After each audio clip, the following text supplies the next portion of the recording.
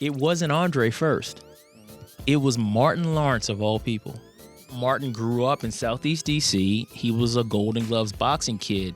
Martin isn't able to do the movie, and it ended up being a huge blessing. The moment that he showed any interest in it, it then meant something. Listen, get a no from a movie star. Trust me, get a no from a movie star, because then your project is real. It like literally search after the biggest movie star you can just to get the no. Because then that opened up an opportunity where, fortunately, Jason Adu, the head of Anscape, says, listen, I'm a big fan of your first movie. I love this script. If you bring us someone else in this role, we're going to make this movie.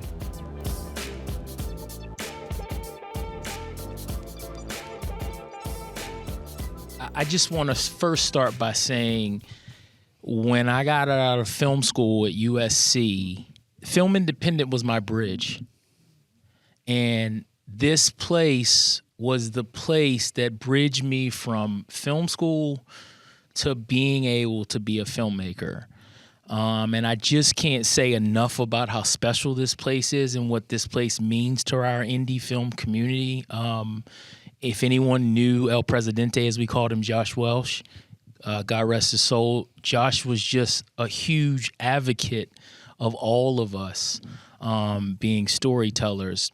So for me, Nick doesn't even know this, but a part of the reason why I asked him to be here tonight isn't so much for me to pontificate about this film, but more so for me to share with you someone who was a vanguard in indie filmmaking.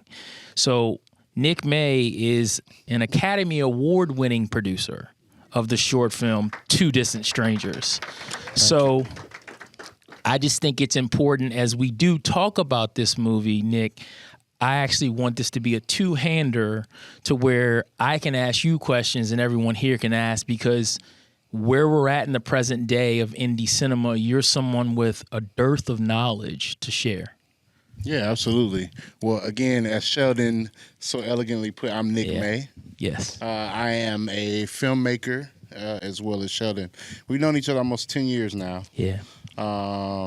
And he's been a huge proponent for me, an advocate, and huge part of my success. Sheldon's one of the, I think you are the first Zoom I had after winning the Academy Award. Sheldon and I jumped on Zoom. He's just like, man, I just want to congratulate you.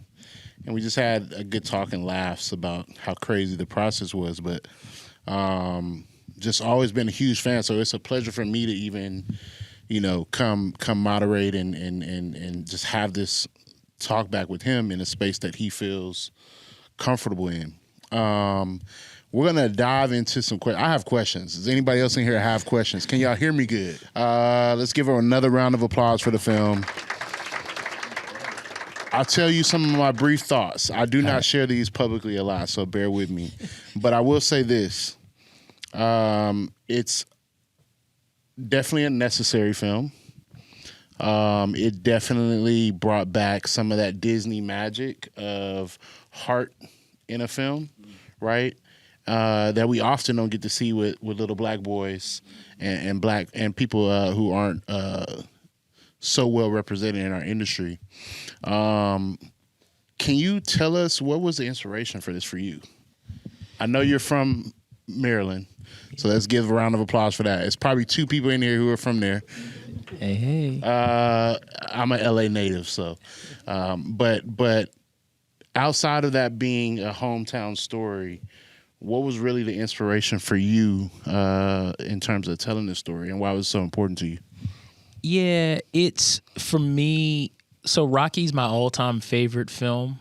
I've seen it hundreds upon hundreds of times, and if you know Sylvester Stallone's story outside of the actual Rocky story, it's just one of the most amazing underdog true stories in this industry. And I just often, man, I come back to being a kid, and I feel like there's one filmmaker from my childhood and from the 80s and 90s that just does not get his flowers. This filmmaker made two of the most iconic pop culture films as a director. John G. Avildsen directed not only The Karate Kid, but also Rocky. and he won Best Director in '76 for Rocky. Those two movies alone are the films that I was like, I have to do this. But then also, then coming up through watching Spike's movies and watching John Singleton's movies, I just wanted to see myself reflected back. I felt like when it came to Karate Kid and it came to these movies, I never saw little black boys as that hero on screen. So when the documentary was made and my producer produced the doc, it later came around of, hey, we want to adapt this. Do you want to do this? And I was like, of course. Like, I literally get to do my own, like, Karate Kid, like, Rocky-style narrative. And at the end of the day, we know the Creed movies are tour de force all of themselves. But for me, I love children in cinema. Like, I love these movies that we've experienced. If anyone remembers Miko Hughes and Jack the Bear, if you remember Freddie Highmore in Finding Neverland, Quasinay Wallace and Beasts of Southern Wild, Abraham Attal and Beasts of No Nation, some amazing kids on screen. And I was like, wow, I get to basically do a Karate Kid narrative, but punch it in the face with like a John Hughes Adolescence thing. Man, that's amazing. And again, we do need more cinema for our youth. So that's a gap that I feel like hasn't been bridged in quite some time. It's usually Tabitha's House and then Power. No shade to those shows, but it's rarely an in between, especially for people of color. I do want to say I do think you really captured the essence of the youth, and I have a lot of questions about that. I want to point out my favorite shot, and then I want you guys to think about this so that you guys can tell Sheldon your favorite shot after this. My favorite shot in this whole film, it was a few of them. I bugged you. I do this a lot with Sheldon.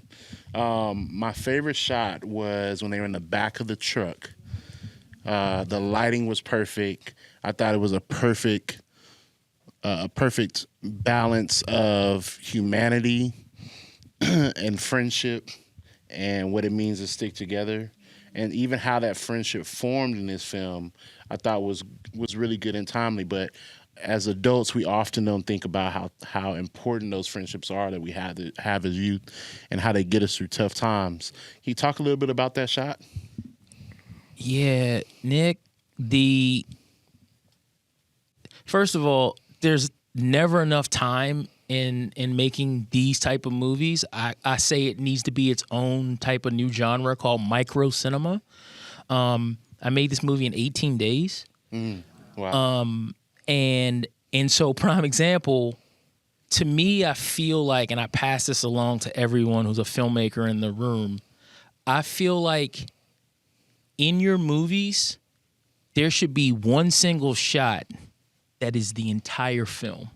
And I'm so thankful that you say that, because that is the one shot in the whole movie that is they fight. It's those three boys in the back of that truck, and it's the one that reaches over and puts his arm around him, and then the other one touches him. And to me, that's the moment that says that these kids, these black boys, they are going to fight for their dreams. They're going to fight for brotherhood. They're going to fight for each other. But in terms of shooting it, they were driving down the road and the wireless went out and I never saw it. Wow. And you don't have enough time. Yeah. So all you have to do is just trust God and believe that you see it. And fortunately, those boys were in sync because we were probably like in the middle of our schedule. So I had to really trust that the three of them had the moment. But then you're freaking out. You're like, did they ham it up? Did they go too far? I have no idea because I didn't see it. And then when I get to dailies and I see it, I just broke in tears. I was like, they nailed it. Yeah, man, it's super important. I had a moment like that that it reminded me of. Mine was not so fortunate, but also not so bad. I lost. I won a couple state championships in sports in high school, and I lost one my senior year. I wasn't able to play in the game. And on the very front of the newspaper, it's a photo of somebody putting their arm around me while I'm sitting on the bench. And that person's still one of my best friends to this day. Because that moment, so I know how important it is, but that's what that shot reminded me of. 18 days is insane. Tell us about that. And that's true independence in film. Rocky, by the way, little known fact, was essentially independent. Yes. A lot of people do not know that. Yes. $1 million budget, I believe. Tell us about how this all came together, ATH, because I would assume there was a lot of training that had to happen for the youth. None of them are boxers, right? But they did so well in portraying. So tell us a little bit about how that came together so quickly. Yeah, I mean, so there's all of this, like, I started writing 2022 of the pandemic, and I'm writing in isolation, and then there comes a moment that the script goes out, and immediately everybody passes. And, we're just in that climate and in that place in our business where that's just where it is. Fortunately, I found Anscape, and if anybody knows anything about Anscape, they were formerly the Undefeated at ESPN, right? And if you know anything about the Undefeated, they were basically the cool kids that did commentary on black pop culture through the mouse, through Disney and through ESPN. Well, now Undefeated was rebranded as Anscape, and they got money to produce feature films and documentaries. So I found the one place in town who saw the value and knew how special the story was to make it. But even still with that, it comes down to, as you know, in this indie world, you just automatically get assigned, well, you can do it in 20 days. And what's so crazy about the you can do it in 20 days was I ain't even get 20 days. Yeah. It was like 18. And so then what happens that's like so challenging is you're dealing with kids as leads. So you get limited hours with them. And then the Wendell Pierce character of Slim was originally Isaiah Whitlock Jr. God rest his soul, he passed away. If anyone remembers, Clay Davis from The Wire. And he got to Baltimore from New York. He wasn't feeling well. Doctor called him back. We got Wendell, but Wendell was on a CBS show called Elsbeth. Yep. And so he's basically 2 or 3 on that call sheet. And so basically what happens is I'm having to make a movie with an actor on loaner from CBS. And it was one of the most intense, gnarly experiences because I always say Wendell saved the character, but he didn't save my schedule. And so the whole movie I'm chasing, trying to accommodate to get him shot so he can get back to set in New York City. But it's the calmest I've ever been on a film set because I feel like I'm very transparent about this. It's a 12-year journey from my first film to my second. In between time, I was very fortunate and blessed to make commercials, to do documentaries, to work in television. If many of you folks don't know in this room, I wasn't going to say this, but Nick and Ava DuVernay are brother and sister. Ava was really wonderful in that pocket of the pandemic of I just got to work in television. And it made me just so much of a stronger filmmaker because those TV schedules are gnarly like that as well. So, yeah. And we had limited budgets on those shows. Yes, we did. I do. So what I'm hearing you say is your time at USC and at Film Independent and making of independent film prepared you for this film, even though it's with a studio, but it's still very much indie budget, let's call it that, and an indie timeline, essentially. Well, that's great. Andre Holland, such a great cast. I know they're not here, but let's give it up for them. How did you come across Andre Holland being your lead for this film? Another thing that I would share in this room, once again, the power of information and sharing it with our film independent community, the power of relationships. I met Andre at my Sundance. That was, once again, me and Ava's Sundance. Yeah. Ava had Middle of Nowhere, and my film Love was there in 2012. I met Andre at that Sundance, and I've just built a relationship with him over this entire time. So fortunately, the guy who's in Moonlight, right, that guy still remembers me to the point where I can make a movie. I'll tell you this, it wasn't Andre first. Mm-hmm. It was Martin Lawrence, of all people. Wow. And if you look in the credits, you see he's a producer, but a lot of people don't know Martin grew up in Southeast DC. He was a Golden Gloves boxing kid. So for me, it actually was super exciting, this idea, because I wanted to do the Robin Williams turn Martin Lawrence in his first dramatic performance. I was super excited about that challenge. And then, of course, most recently, Adam Sandler in the Uncut Gems movies. And so Martin isn't able to do the movie, and it ended up being a huge blessing, and I share this with everyone. So the moment that he showed any interest in it, it then meant something. It meant something, and so listen, get a no from a movie star. Yeah. Trust me, get a no from a movie star, because then your project is real. It literally search after the biggest movie star you can just to get the no, because then that opened up an opportunity where, fortunately, Jason Adu, the head of Anscape, says, listen, I'm a big fan of your first movie. I love this script. If you bring us someone else in this role, we're going to make this movie. Yeah. And another tip to that. Yes. I would say just go out to them. And before they tell you no, go out to who you really want. So you can say, we out to Martin Lawrence. I don't know if you're going to take it, but I'm going to offer it to you. If you want it now, it's yours. Put that pressure on them. That's amazing. I did know that about Martin. I know he's back in the boxing gym and a huge proponent of Martin. So I'm sure he's very proud of this film as well. How instrumental was the doc in making this and being able to interact with the people from the doc? I'm assuming were some type of consultant or consult to you while making the film. Yeah, and so you guys know, when I love the end where you can literally see the sort of kind of fiction side by side with nonfiction. It's a really, really beautiful, true story that ends up in real life Quincy and Peanut's lives. So real life Peanut is now in the police academy in DC. Quincy is starting his professional boxing career. He's 9-0, just won again this past weekend at Barclays. Nice. And I share that because the doc is a very relentless portrayal of Walt's life, and it's very heartbreaking. Mm-hmm. And for me, I'm just in this space where I feel like for us as Black folks, I'm just trying to get past our trauma being in every part of our storytelling. Now, mind you, I'm not shying away from that. There's some issues in here, but ultimately, I just want to highlight the importance of the Black family, this idea of honoring Black women.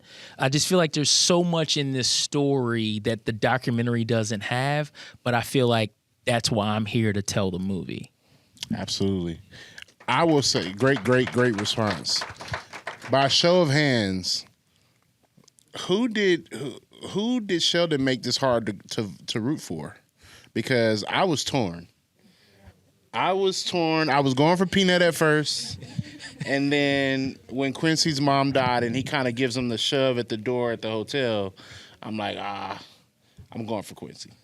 So I will say I was not let down by the end, because I felt like they were both winners at the end when he put the medallion on him, and he was celebrating his friend. I thought that was a very important shot, because you see him not pouting, not upset, and it even made me reflect on when he's saying fight me in the ring in the third round. I don't believe that he was saying that in terms of calling him a chump or whatever. I think he was encouraging him to step up to the plate. Like, we're in the moment, let it out, the same way that Andre Holland or Walt did when they were in the bedroom. Yeah. And he was saying, let it out, punch me. Yeah. I think that's super important in terms of getting that aggression out. Yeah. Tell us a little bit about that.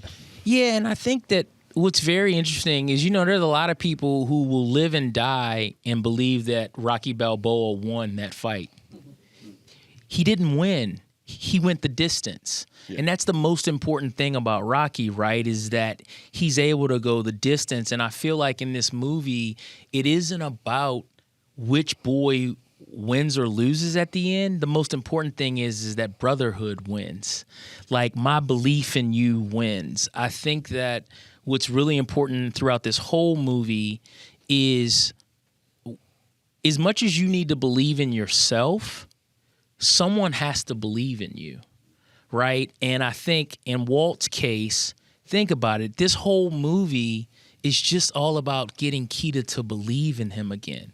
And he says it, I just want to know if you still believe in us. And it's this idea that if you think about with Rocky 1, right? Rocky needs Mickey to believe in him. He needs Adrian to believe in him. And I think that that's just such a strong thematic with the film, and so, yeah. So. Yeah, I also thought you did a really good job of showcasing Black love in all aspects, from Wendell Pierce's character believing in him to Jay Alphonse's character believing. Because a lot of people would say, well, we never revisit it. But some cinema trick, especially on indie film, use them for what you need them for. I thought it was very important just to show 2 scenes of it. He was in more than 2 scenes, but the diner scene where he recognized him, bigged him up, told him he was happy he was home, and told him he would help him. And then when he actually helped him, right? I thought it was big for his supervisor to say, hey, reassure him. He's been telling me. It's on me. It's not on your friend, essentially. So I thought that was important, but also for his wife to also showcase that belief. But also, I thought it was important for us to see him earn it, which he did. Because at first I was like, well, he just did 3.5 years in the pen. He's earned it, but he's earned his get out of jail free card. I wouldn't say free, but he hasn't earned his way back into the home, and that's what you got to see. So I thought it was a great representation of Black loves from different aspects, but also Walt's love for the kids and their love for him. They needed somebody to look up to. It wasn't the traditional person, right? But it was somebody that they could see, accept the flaws and all, and know that they could do better. Yeah. How did you go about conveying that? Yeah, and I think Walt, first of all, and I'm not just saying this because I'm a guy who made a movie with Andre Holland. Andre is one of the most talented actors working today. He has a subtlety in his craft that it just to experience it day to day, you're like, wow. And I'm impressed by him because there isn't a false note in Andre Holland. And I think this was really interesting about Walt's character is this.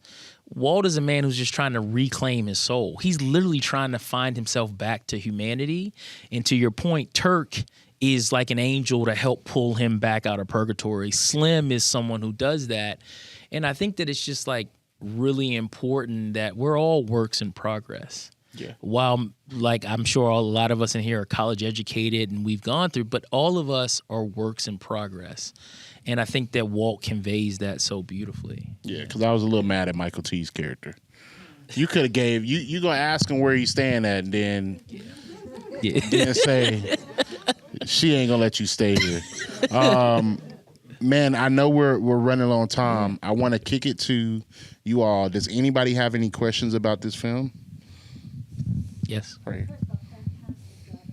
Thank you. I know one of the things I wanted to point out, I love that the real father was there. I love the statement you made about fatherhood, really. It's like the blood father was a dud. Have him have a win. I mean, I think when you think about the character arcs of it, I mean, Peanut is a kid who not too long ago just got beat up for his sneakers. So to me, I think he does have a legitimate shot in that fight, but I've always felt like in the construction of it, if you think about it, Peanut gets the girl. Yeah. So do you want the win in the ring or do you want the girl? And clearly, Peanut this whole time has been gunning for the girl, right? And I just think that it's really interesting. All of these things for me, I've always felt like, what do you want the audience to feel? And to me, I'm just so thankful to sit in a room in the dark with all of you and to hear you laugh at moments, to hear you feel emotional moments. To me, what a movie makes me feel is more important than the structure of a script. What am I feeling? And, and I really like, one thing that I was going to say that I think is important too for everybody. I'd heard Sean Baker talk about the importance of levity. And he said that he's happy that he made Tangerine before Florida Project, because it actually was going to be Florida Project before Tangerine, but money, financing, blah, blah, blah. But he's happy it happened that way because through Tangerine, he learned the importance of levity, because the movie with Florida Project was going to be just dark. And for me, I'm thankful that I wrote this script time and time again, and I kid y'all not, I wrote Coke Bottle Glasses Kid in the rec center, and I wrote it and I cracked up laughing. And I was like, man, if people get this one day, then I've done my job as a writer and a filmmaker. But then also the next piece of that is you got to cast the right kid. That kid showed up on a Zoom with them glasses on. I was like, oh yeah, that's him. Yeah. And then he showed up on set, and he was like a really good actor because he was so natural. And the thing that I'll pass along about screenwriting in movies is what I've learned from this film. I always ask filmmakers, what have you learned from movie 1 to movie 2? I learned create a moment early that grabs your audience's heart. Like, I watched y'all react and felt you react to Coke Bottle Glasses Kid, and I knew, like, you're on board for the ride with me. That is so important that you create something early. Yeah. Yeah. I think we have time for one more. Go ahead. I just wanted to ask a question about the perspectives that you had to juggle, the different POVs, because you've got Andre's character, you've got Peanut, and you've got the X. And how did you balance those three perspectives as you crafted the narrative? Yeah, I feel like I love like A Place Beyond the Pines, and because it's literally like a relay race of a narrative, like all of a sudden the baton is passed along to this character and you exist in this character. And so for me, I just felt like it's like, okay, Walt is the driving engine. He's the anti-hero, right? But at the end of the day, yes, we should be rooting for Walt, but ultimately it's about the kids, right? And it's really like living in the wonderment of them. And like everything from like our first crush to what it is to lose a parent, I felt like if you can hit those moments, I feel like the audience will always stay on board. And then you can't be too heavy-handed with certain aspects, like this idea, will Walt relapse? That's a very, very challenging thing because in the documentary, it's much darker. Yeah, and may we have just a little more time for questions? I would invite you yes. to ask questions after the Q&A. Great, let's do it. Okay. Let's do it. Well, Yes. I do want to say if the kids win, Walt wins. Yes. Thank you all for coming out tonight. Yes. Sheldon and I are going to kick it in the lobby for a minute. Thank you, Film Independent, for showcasing They Fight. Yes. Comes out July 17th on Hulu and Please Disney tell Plus. everybody about it. Yes, thank you. Get home safely. Yes, thank you, everybody.